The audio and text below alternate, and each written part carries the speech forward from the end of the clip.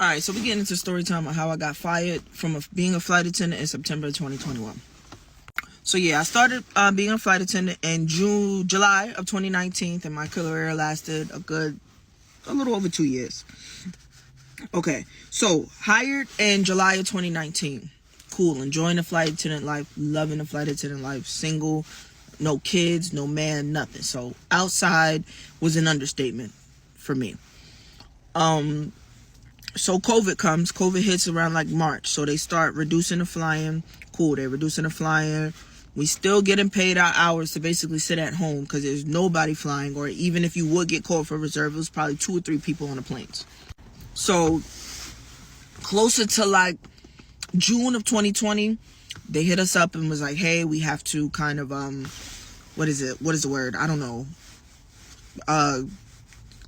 Shorten up the operation. They was asking people who wanted to voluntarily leave.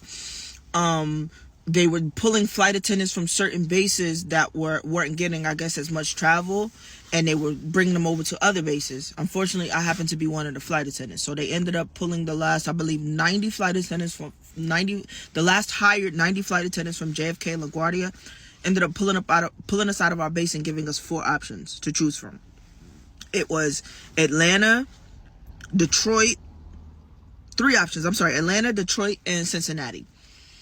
I had people in Atlanta, didn't really have people in Detroit, didn't have nobody in Cincinnati at that time. However, Cincinnati was a new base. So I'm looking at it like, you know what, they're going to send all of these newer flight attendants to Cincinnati as well, and I will have me a little seniority and I'll be able to hold me a line.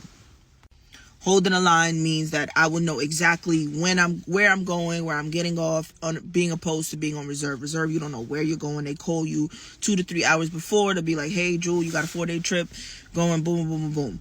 Or they have airport reserve where you're literally sitting at the airport for 8 hours kind of waiting for something to go wrong, waiting for them to be like, all right, Jewel, head over to blah, blah, blah, blah, gate 3339, whatever, help board this flight. So a couple of times when I had airport reserve, I can't front, I was playing with my life, because when you have airport reserve, you're supposed to be at the airport, because this is the flight attendants that, let's say one flight attendant is getting held up through security and they need somebody to hurry up and board, and I'm supposed to be at the airport. So when they call me, right to the airport within 15 minutes. 2 times I got caught up, but thankfully, you know, I was good. I was able to make it to the airport. I was able to park my car and I was good. One time I was at home because I don't live too far from the JFK airport. So I was like, all right, you know what, I'm fine, whatever. So that was just a little backstory on the 2 different types of reserve. So when I got to Cincinnati, I ended up choosing Cincinnati. So I was based in Cincinnati effective September of 2021. Cincinnati commute life was wild because the flights commuting from JFK to Cincinnati, like I would have to come in a day before, flying a day before for free, and basically either sleep at the Cincinnati airport, or if I buddy bid with one of my friends, we would split a hotel. So I'm still paying money before I even get to work.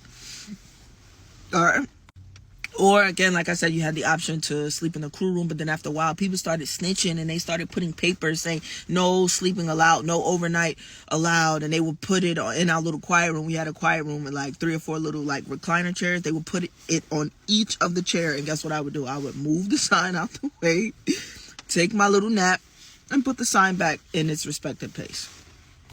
So yeah, so at that time, you know, commuting became annoying. And commuting means when you like travel from your home to your base that you work out of. So I was living in New York, but I was based out of Cincinnati. So I was a commuter. So they ended up doing this program where it was the confirmed commuter pass travel, something similar to that. So what they did was they gave us as flight attendants basically a guaranteed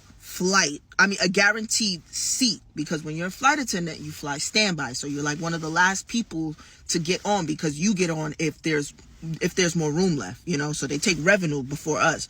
But Delta did something where they gave us revenue seats to use only when commuting to work. I repeat, only when commuting to work. Damn, my fault. So I was, behaving for a little bit, and then after a while, I guess I forgot the whole only when commuting to work, and I was using those passes to go elsewhere, international and domestic.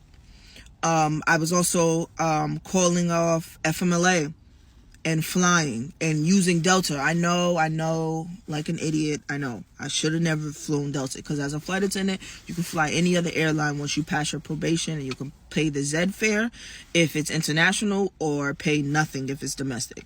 I'm bugging thinking about it. Why the hell would I call off from work for Delta and then go fly another Delta flight to Houston or to Texas or to DR? I wasn't thinking.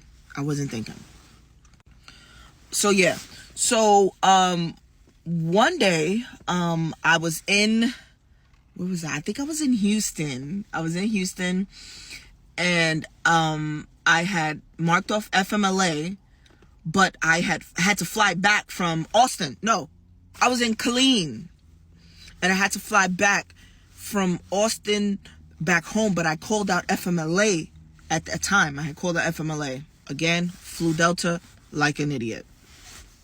So, I want to say around August of 2021, I got called into the office with my crew manager in Cincinnati.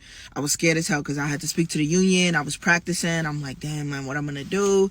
And the lady was like, you know what, Delta, they're kind of looking at this as stealing. So she was like, I don't know. She was like, I'm going to try, and I'm going to try to fight for you. But this isn't good, because I'm basically stole from the company. I'm using my confirmed passes to travel for leisure and not for work. So I end up having a meeting, and she's talking to me, and she pulled out like this stack of paper and was like, so on June you marked off FMLA, but we see on your Delta pass travel that you flew here. Could you explain that? Oh yeah, this person was not feeling well, dying or something like that. Okay. On July, like she had this stack just reading, and I'm like, damn, I lost my job. And she was like, okay, well, just give us some time to review this, and we will let you know what happens from there. So they ended up having me work. So I was still working. And then it was one day that I had got off. This was around September 4th, 7th, or September 5th, because I got fired September 6th. So either or of those days, I happened to start I happened to get off of my block of being off, and I was on reserve. So I was back on reserve or whatever, waiting for a phone call.